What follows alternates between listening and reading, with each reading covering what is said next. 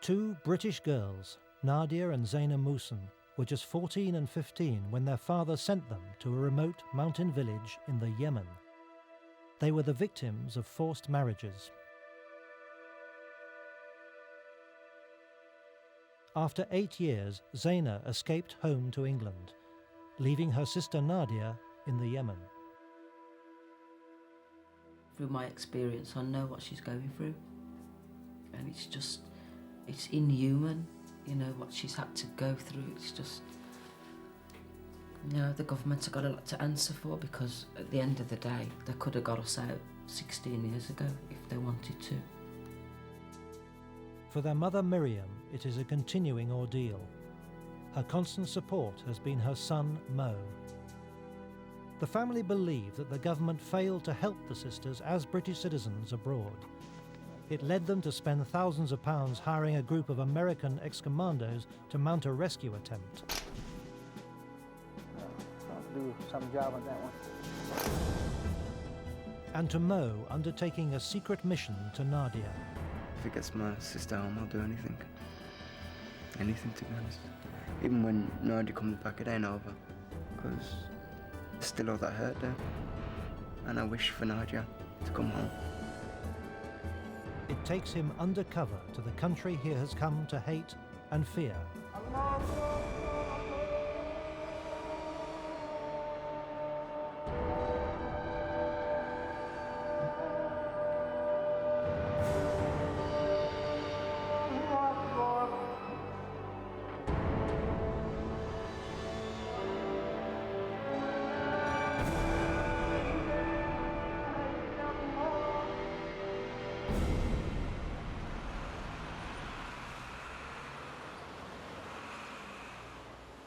Sparkbrook, Birmingham.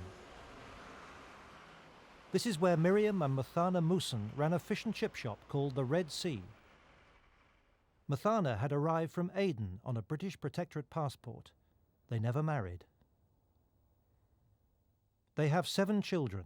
Zena was born in 1964 and Nadia the following year. All the children attended the local Church of England school. Nadia was very tomboyish. She used to go to school in a long skirt. They always wore long skirts anyway. Not because they had to, because that's what they used to do. But Nadia, sometimes she'd go to school in her jeans and be sent home, or they'd put her in a room of her own. Zaina was very proud, very proud. She was studying childcare. When she left school, she was going to go back to do a course in childcare. I did love him and I trusted him. You know, I mean, if we wanted money, we'd ask him and we'd always get what we wanted. I mean, I couldn't say I was short of anything. I mean, I was happy. He was strict. His concern was that they didn't go out with black boys. He didn't like it. He did see them with black boys and that made him quite angry. But he knew they wasn't doing anything wrong. There was always with a group of girls, the friends they had. They was never on their own with boys. Zaina talked to his children of his homeland.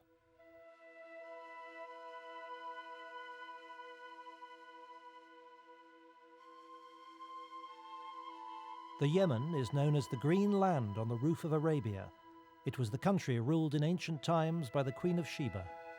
He said I'd like it there, or me and Nadia would like it there. It was all like sandy beaches and palm trees and very tropical. In 1980, Zaina planned a holiday for his 2 teenage girls. Zena was to go out first with his friend Abdul Qadir. Nadia was to follow with another friend, Goad Majid. Both had sons living in the remote Mokbana region, so it was there that Zena was taken by Abdulkader. I arrived at this village and we just stopped in the jeep and we all got out. And I looked up at this big mountain and I saw two houses. One was low down, one was really high up. And he said, I live up there in that top house. And I started to climb this hill and we got there. And he introduced me to his family. And we was in this little room, cabin-like room with like small wooden doors. There was no furniture, just a bed and a cow dung settee with a cushion on it. And there was windows all barred up. And he came into this room where I was sitting, and Abdulkader introduced me to him and said, "This is Abdullah, who's your husband." And at this stage, I just looked at him and I just started to laugh. I said, "Is this a joke or something?" And he said, "No, it's not a joke. Your dad sold you to me, and you're married now, and you've got to accept it because there's nothing you can do about it." And I still didn't believe him. And I just got on with that day. And then in the night time, he said, "You have to sleep in here with Abdullah." And I said, "No, I'm not." And that's when I started to get really, really frantic. In a taped message recorded later, Zena described what happened next. They forced me to go to bed with him. And I said, "No." They said, "You better, because if you don't, we'll hold you down." So I had to. I took an overdose. But they choked me until I vomited them all out, tablets. And I wrote a letter to my sister because she came a couple of weeks after me. And I wrote her a letter. I tried to warn her, but she never got the letter. I wrote to her and I told her that she's going to be married, not to come. I'm enough. I couldn't stand it, her as well, but she didn't get the letter, so she came, and it happened to her as well.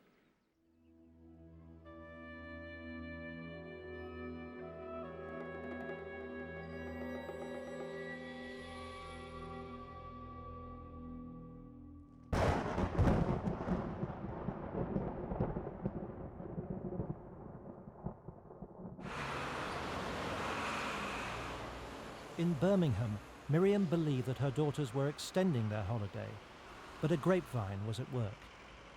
One day, Nadia's friend Mary came into the shop. I was standing by the counter. She said, "Zaina and Nadia's married." And I said, "Don't be silly. They've gone for holiday, they can't be married." And she said it again. "Zaina and Nadia are married." I got back home and I asked Mathana, and he denied it. He laughed. He said, "They're not married, don't be daft, they're coming back." So I left it, and I just kept nagging him. And I kept saying to him, "Are Zaina and Nadia married? Why haven't they come back?" And then he says to me, "Yes, they are, and they're not coming back." I just broke down. I hacked all my hair off. Just got a pair of scissors and hacked my hair off. I just went crazy, doing all sorts of stupid things. So I didn't know what to do because I didn't have nobody to help me. Miriam could no longer live with Muthana. With her remaining children, she moved into a house a few streets away. Today, Muthana still believes that he has done the right thing for his daughters. This is my culture. This is my family. I'm responsible for them.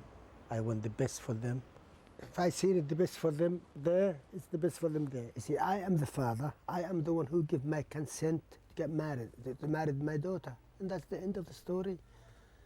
She have no right to say anything. It's up to me. Because she's underage. And I am responsible for her. That's the best way for her. That's the best way. And that's it.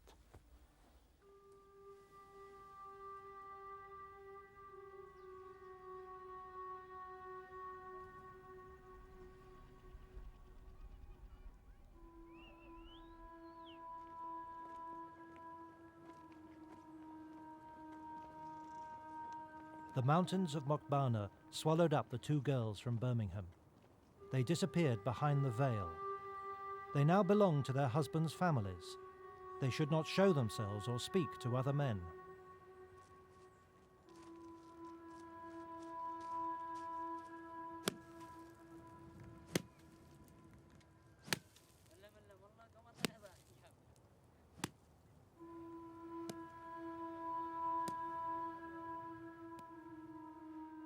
Zena and Nadia lived in villages 40 minutes' walk from each other. They were continuously watched by family and neighbours. Letters home were intercepted, and without help from inside or outside the village, they had no prospect of escape.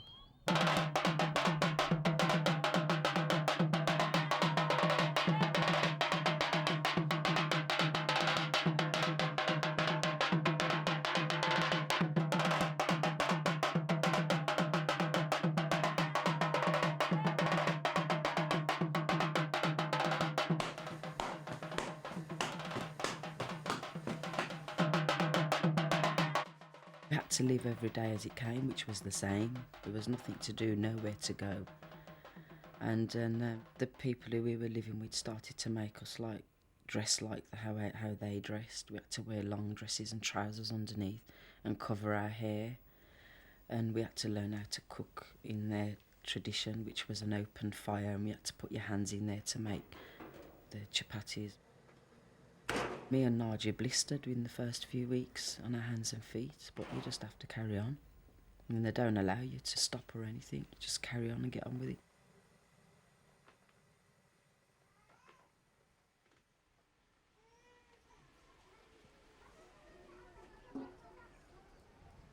The metal tub's what you have to carry on your head. You have to carry these for a couple of hours every morning and every evening.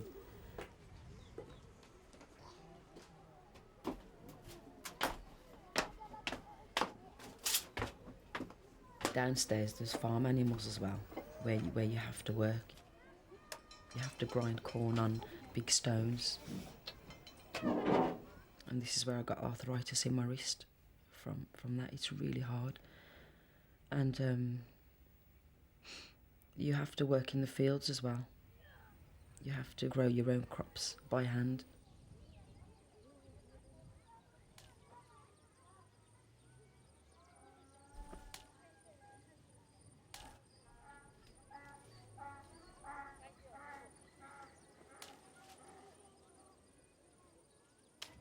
I never accepted it from day one. I was always arguing and cussing them and saying, you know, you can't hold me here forever. I don't want to be here. I want to go home. And all I'd get out of Abduction was, well, there's nothing you can do about it. And I'd suffer several beatings from him as well, which also really made me hard. I think Nadia accepted it more quicker than what I did because she was younger and Nadia's a more timid person. Sometimes I just had to shake her and say, you know, what are you doing? But she was just out of it. I think she just completely lost it from day one.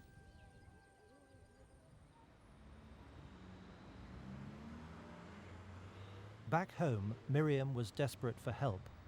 A plea to the Queen, written on her behalf, was passed to the appropriate government department, which promised that the embassy in the Yemen would look into the matter.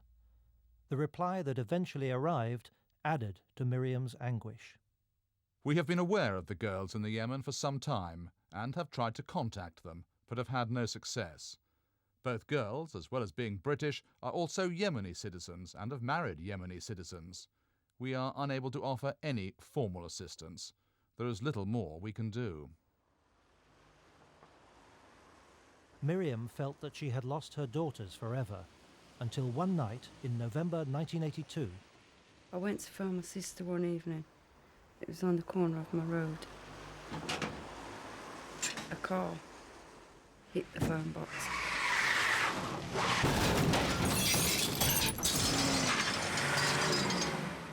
I busted on my knee, my leg and my eye. And I was in plaster for 3 months. A policeman visited me at the house and he said, "Did you know you can get compensation?" And I didn't know. So I went to see a solicitor, and that's when we started.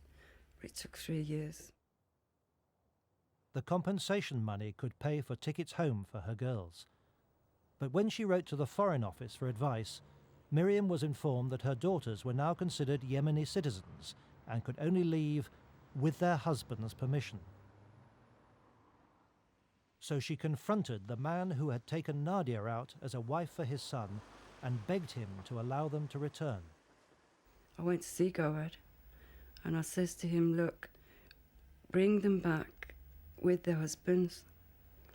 I'll pay for the ticket monies. And he laughed at me. So she went there herself to set them free.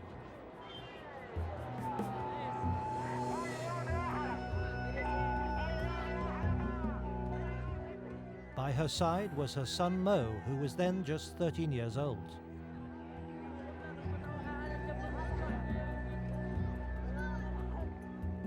In her pocket were tickets home for the daughters she had not seen for 6 years.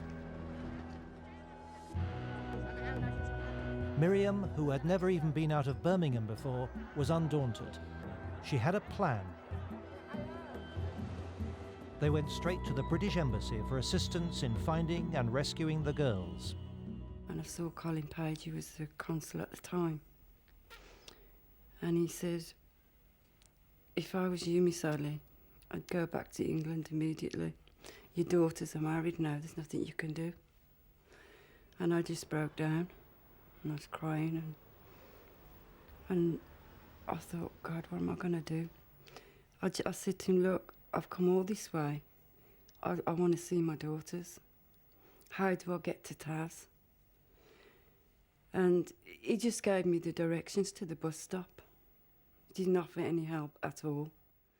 He threatened my mum that something could happen to me if we went there, and that it'd be best if we went because our lives would be in danger. He was very negative. Made my mum angry, made me angry. He said, if I was you, I'd watch his son. He was trying to scare me to not go to see the girls. He didn't want me to go. Yeah, he gave me that warning.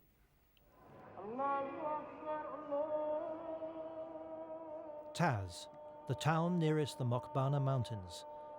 Here Miriam found a guide to take her and Mo to the villages where the girls were being held.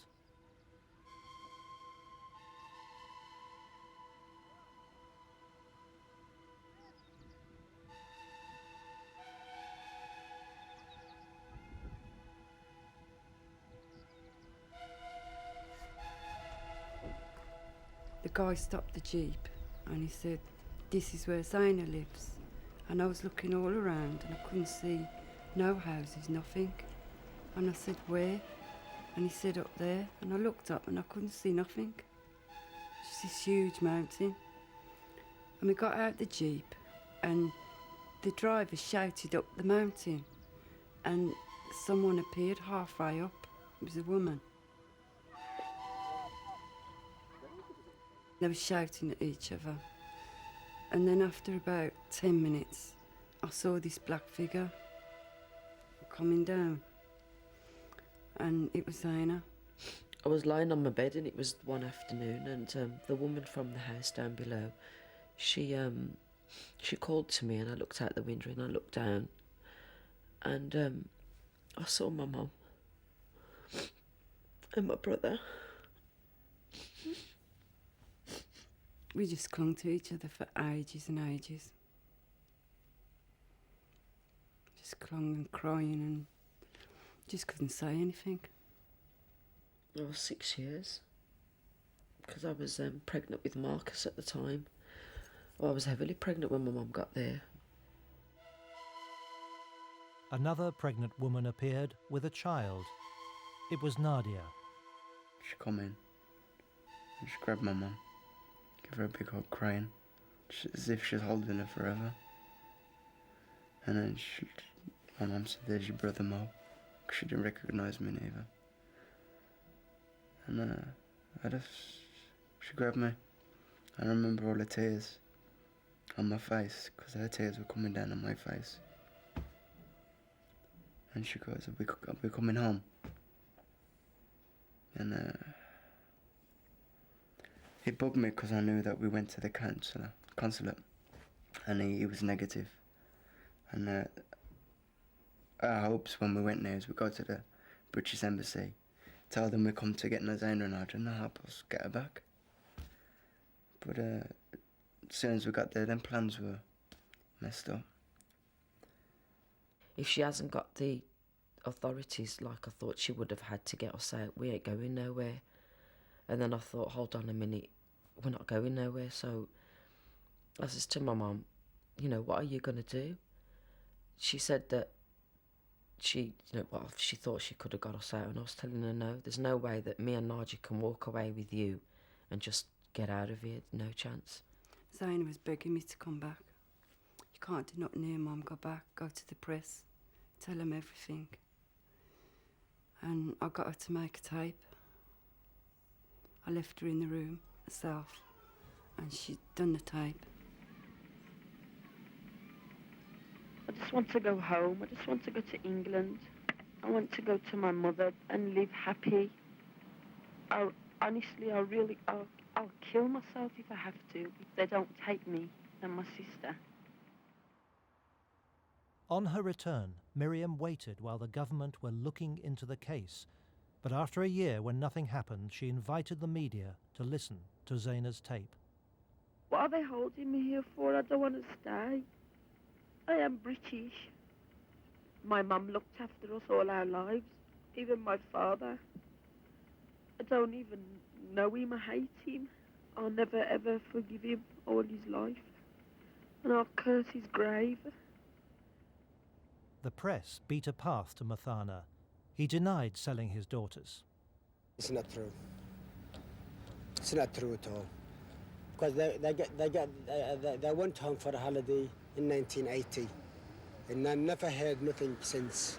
So you deny that you received any money at all? Never whatsoever. Never. I'm going to get my kids back. I don't care what they say. I know what's happened to my kids. It was when the story caused a public outcry that the government was finally forced to take action. We have no legal right to act on their behalf. It is simply, if you like, us seeking to persuade the Yemenis on moral and humanitarian grounds to help the girls return to the UK. At last, the two governments were cooperating to find a solution. The British Embassy in the Yemen was arranging for the two families to come to England. Zena and Nadia, who had both given birth, were brought with their children into the town of Taz. They were full of hope. In a letter home, Nadia wrote, "It's been a very horrible 7 years, just slaving. I am coming home, nobody can stop me." But something did. After 8 years of claiming the opposite, the British government declared that the marriages were not valid and denied visas to the so-called husbands. The girls were British citizens and free to return, but there was another problem. The children belonged to their fathers. I kept phoning them up, and then they were saying to me, "We're not coming, Mum." And I was thinking, well, what's gone wrong? And I broke down. I had a nervous breakdown. And then the next thing I know, Zaina's coming home, but she had to leave Marcus. I just remember just holding him in the car, and then Nadia took him off me. I wasn't crying at the time. It wasn't until I was on the aeroplane that things started to rush into my head of what I'd just done, and I didn't even believe I was going anyway. She took him from me and I was gone. And Nadia's last words were, "Get me out, hurry up and get me out with the kids." And I promised her that I would.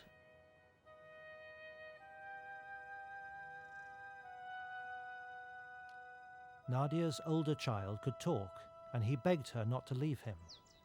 So she returned to the village to await rescue. To fulfill her promise, Zena has since made a desperate decision.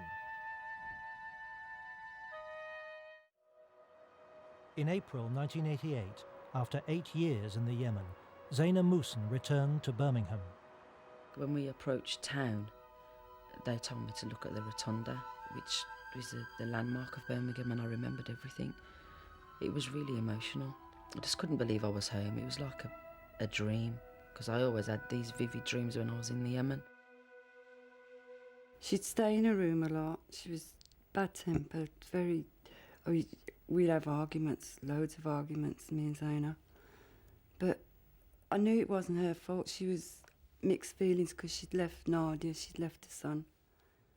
My mum was always upset, I was always upset, and she was going through everything that she'd done, and she said, we've got this to do and that to do, and you've got lots of interviews to do because we need to get a lot of publicity now you're here, try and get Nadia out, and it continued like this up until today. And then I says to her, look, why don't you write a book, Zena? She said, what have I got to write about? Every day was the same. I said, but it wasn't. You was out there for 8 years. Get it out your system, get it out. Because she wouldn't tell me. She would not talk about what they did to her, what happened to her. And she agreed. And after she did a book, she was okay a bit, you know. At the same time that Zaina's book was published, she turned to the law to put pressure on her father, Muthana. He was prosecuted for kidnapping and wrongful imprisonment. The case was referred to Birmingham's Crown Court. 6 months later, the Director of Public Prosecutions dropped the case for lack of evidence.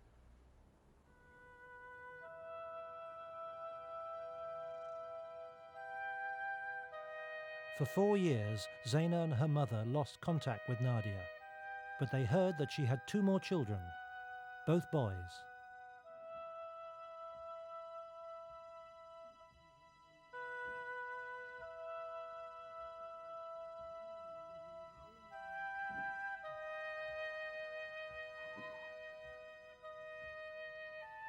But Miriam and Zena were seeking a way to get her back to England. The government had failed them, the legal system had failed, the media had failed. But now they had money. By 1993, Zena's book was an international bestseller. They decided to use the royalties to hire rescuers. Well, when you get as desperate as we did, and you find somebody you think's gonna get your kids with money, you do it. That's how desperate we was, and that's what we did. They had heard about a group of American ex-commandos based in Fayetteville, North Carolina, called Corporate Training Unlimited, part of Global Security International. CTU specializes in rescuing children abducted overseas. Kidnapping. Mainly we spoke to Judy Feeney and Don Feeney. Because kidnapping is illegal, there are no contracts. CTU, Don. Don Feeney claims an 80% success rate. That is his guarantee. I mean, we can't save the world, don't get me wrong. We know that. We know we can't save the world, but you can save the world a little piece at a time. And that's what we're doing. On a few occasions, we met them and we talked, and they said they've rescued children in similar situations before and that they could do it. And we thought, yeah, we'll go for it. And I had to give these people a lot of money. At that stage, I didn't even care. I would have gave them my life if I had to get Nadia out. They said that they would need £65,000 and it would take them 3 months to do the job. So we agreed on that. And when we came out, we was negotiating with them by telephone. And then they kept saying that they needed some more money. They've got people waiting, they've got to be paid. And it just went on and on and on. Speed it up as much as you can, yeah. The last amount was the huge one. They said They needed £100,000 for a ship and a helicopter. They'd got the pilot and he needed paying. And they'd got to pay for the helicopter and the ship, and they needed £100,000. And we discussed it and we talked about it. And because they said that, it would be a shame. We've got this far. We're ready to go. We paid it over. Between June and October 1993, Zena paid over all the income she had received for the book, £185,000. It was paid to an account at Lloyds Bank, Edgware, London, called CTU UK Limited. In October, a CTU operative visited the Yemen. The family was shown a photograph of him standing here, 3 hours travel from where Nadia and her children were living.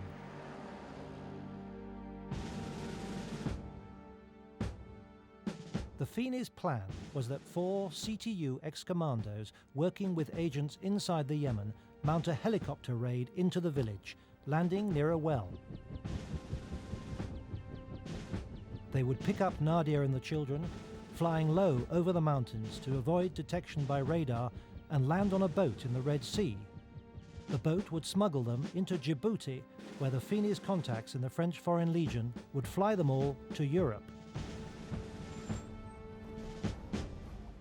You just believe these people, that they become friends because they're not Yemeni, and you think that you can really trust them. You know, they've got children of their own, and you don't think that they'd do anything to hurt you. But looking back now, you know that you're so vulnerable that you're willing to do anything, and they know that you'll give them what they want.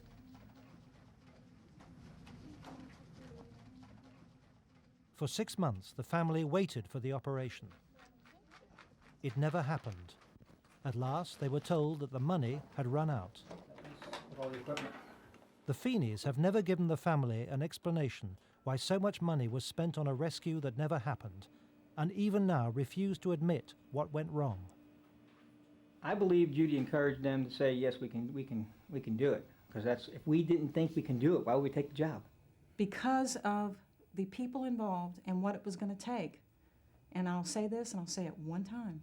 It was going to be something very, very short of a military operation to bring a healthy resolve to this, to bring her and the children out very safely. The mother, I think, has talked about your hiring a helicopter and a ship. Did that take place? I will not comment. We're putting people's lives at risk. You know, not just ourselves, but people that work with us, and then the people on the ground that were actually on the ground there at risk. I will not comment. Did you provide them with any accounts on how the money was spent? Again, when it involves people, utilizing people that we were working with, you're not going to get accounts. They will not allow a trace back to them. To get people to do certain things, they had to have a sum of money up front and then talk to you again. And we're talking about some major people here. Major equipment, as you can imagine.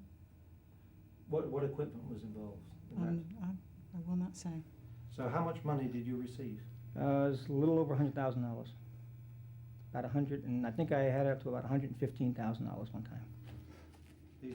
But the documents prove, and the Inland Revenue in Britain have accepted, that Don Feeney's company, CTU UK, received £185,000, about $300,000 from Zaina Musun. Mm-hmm. It didn't come to CTU US at all. That much money did not come here on that operation. I don't have it. We get audited by IRS, and we don't have that much money coming through our account at all, period. So are you saying that the money is in London or I have no idea where the rest of the money is. I just don't know.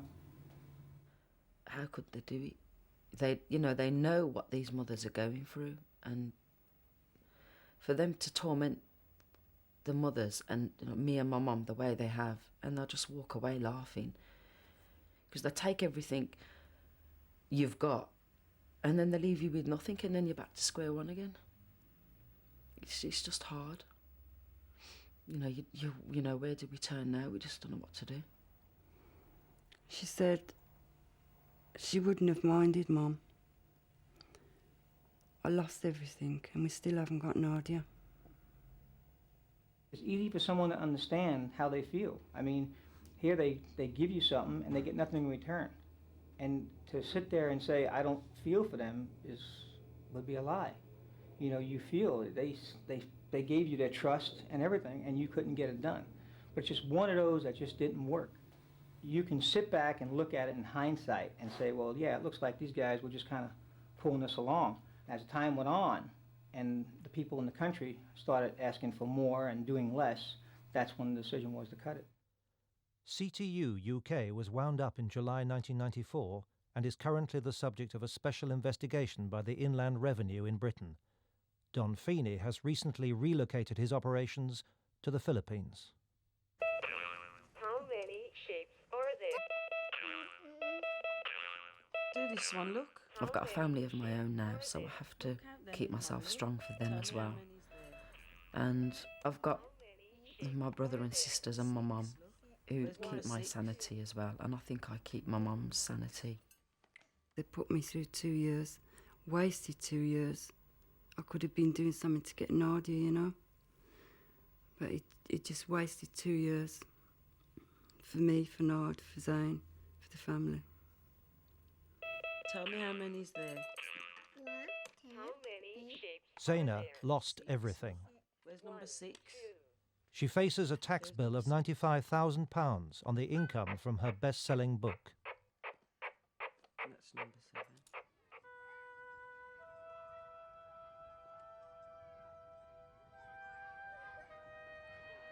During the time when Miriam and Zena were expecting a rescue, Nadia had a 6th child.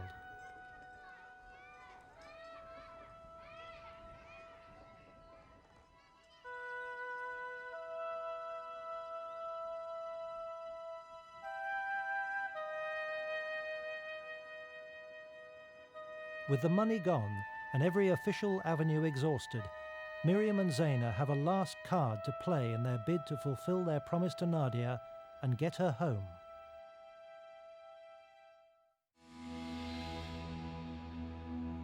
Miriam is now working to end the family feud. With the trouble over, she hopes that Muthana will help their daughter Nadia return home.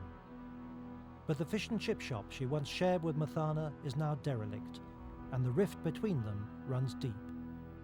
Mo's been down to see him to try and convince him that he wants to be back with him. He can have his family back, but we want Nadia. The only thing that keeps me going down there is knowing how much my mum and how strong she's been through all of this. That's the only reason I'd go down there and show my face without losing my temper. Because she says to me, you got to do it, so I will. Only for her and Nadia. Not because I got down there because of him, because I hate him. He said it's my fault. I'm the one who caused the trouble with the press, because I went to the press. She's ruined the family, the mother, ruined the family herself. She done bad things, she tell lies about me, he's this and he's that. And he's, but when I see her, I'll say hello to her, just let nothing happen. I feel happy because it's my duty. It's my duty to direct my children and to the right path, to the right way. He just bugs me because he thinks he's so right and he's done so much wrong. And I don't think he really realises what an effect he has had. Because me, I've ended up in so much trouble through to me being slightly unbalanced in life as far as anger is concerned, which is built up. There was points where if I got happy, I would beat myself up because I didn't see why I was happy and Nadia was over there and was suffering. So I used to punish myself, to be honest with you. I used to cut myself, bruise myself. Mum never used to know about this. This used to be things I used to do. For Mo, the time has come to play his part. He has saved enough money for tickets for Nadia, her husband and children for a holiday in England. I know she's coming. And his father's blessing to take the tickets out to the Yemen. It's about time, innit? Yep. Seen you suffer too long, Mum. I just want to sort this out.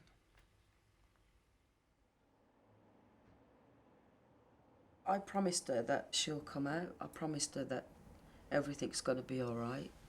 I just tried to ease her mind a bit because I know that when we're not there, all these years that have gone by, I know that these things are like flashing back in her mind because she hasn't forgotten us. I'm confident now because Mo has been to see his father and he feels very strongly that his father wants Nadia to come back. And also he's been to see God Abdul Majid, the father of Muhammad, and he says to Mo that there's no problem. So I'm quite confident that she will come back with Mo. If anybody can bring her back, it will be Mo. I can feel it. I know she's coming back with him.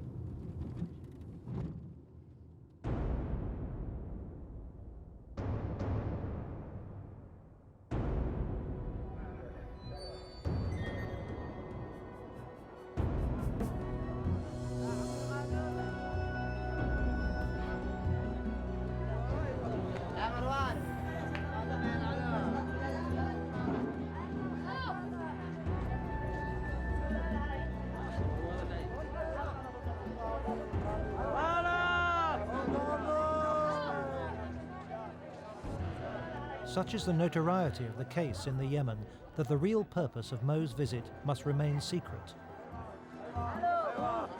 He has agreed to be accompanied on condition that nothing is done to alert the authorities to his mission or jeopardize the release of his sister.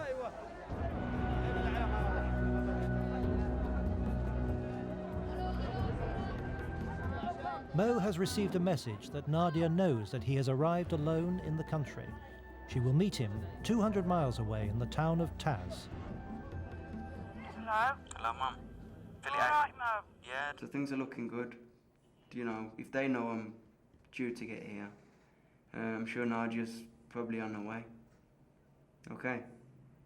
So no worries. Might already be there. Yeah, she might be, so no worries. And then it's just a matter of me getting on with her husband, okay? Yeah. See Nadia, give her a big hug for me.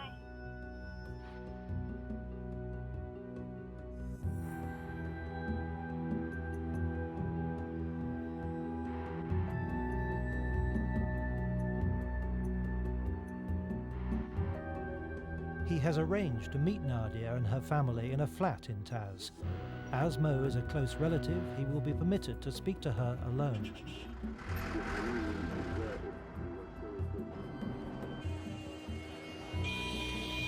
He wants a record of their conversations, so without her knowledge, he tapes them. When her husband is out, he talks to her about a return to England. With neither the media nor her husband present, Nadia can speak freely. No, come sit down with me, Bab.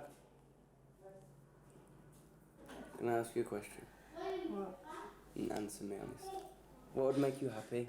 To stay here or come home with your husband? I'm happy anywhere I stay with my husband. I'm happy. It's up to him. It's up to him. But you used to want to come home, yeah? Really bad. It's because all the trouble in it. Yeah. Yeah. I don't like trouble.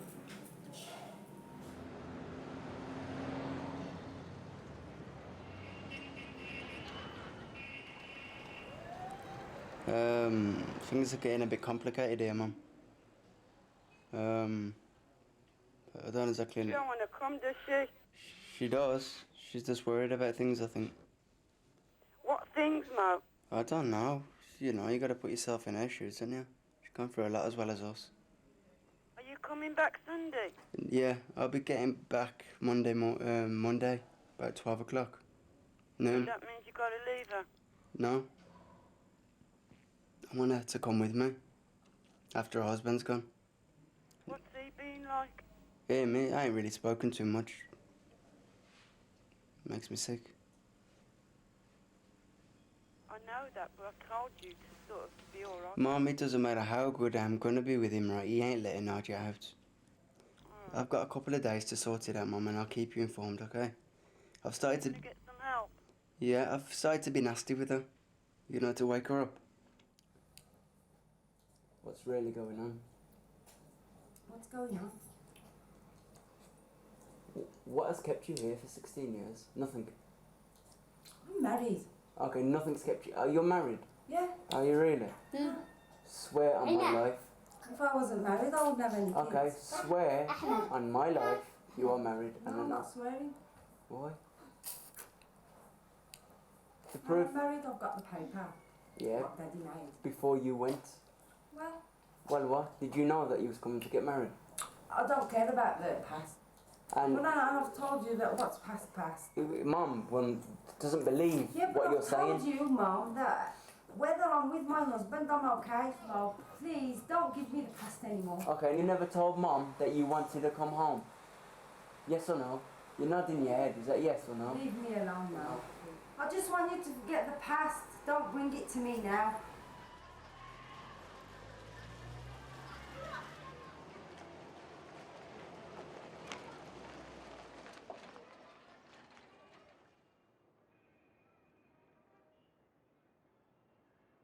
I think she's sad that Zena went, because Zena was the strong one. And then when Zena went, I reckon she just fell more and more into the Yemeni way.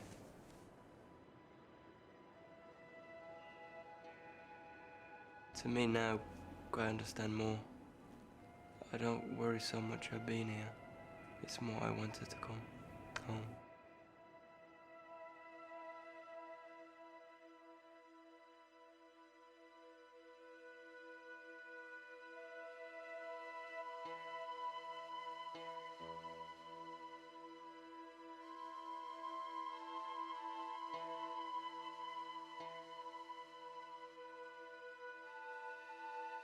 You can't undo 16 years in 1 week, which I found out. Me being very close with Nadia before she left, I thought I hoped I could break the barrier. I've tried being nice, I've tried being horrible, I've tried everything, and it's very frustrating that I haven't been able to do anything. And I'm really sorry.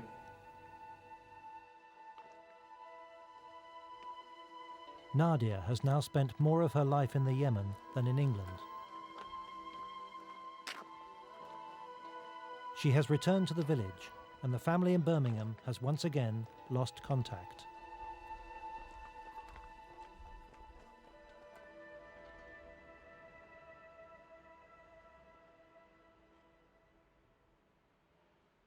I've told you that what's past. Mum, doesn't believe Yeah, but what you're I've saying. told you, Mum, that whether I'm with my husband, I'm okay. That you never told Mum that you wanted to come home? Yes or no? You're nodding your head. Is that yes or no? Leave me alone now, please. Leave you alone? I just want you to forget the past. Don't bring it to me now.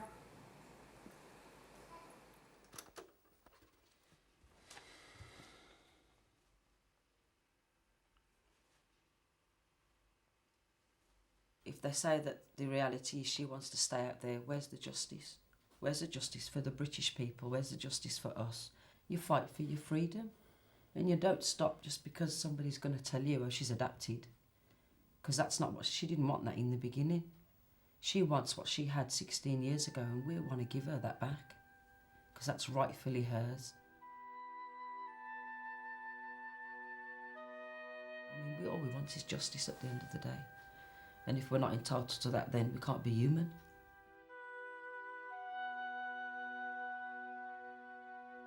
She will come if she want to come back. Just like Zena, she'll come back and that's it. But I don't think she'll come back.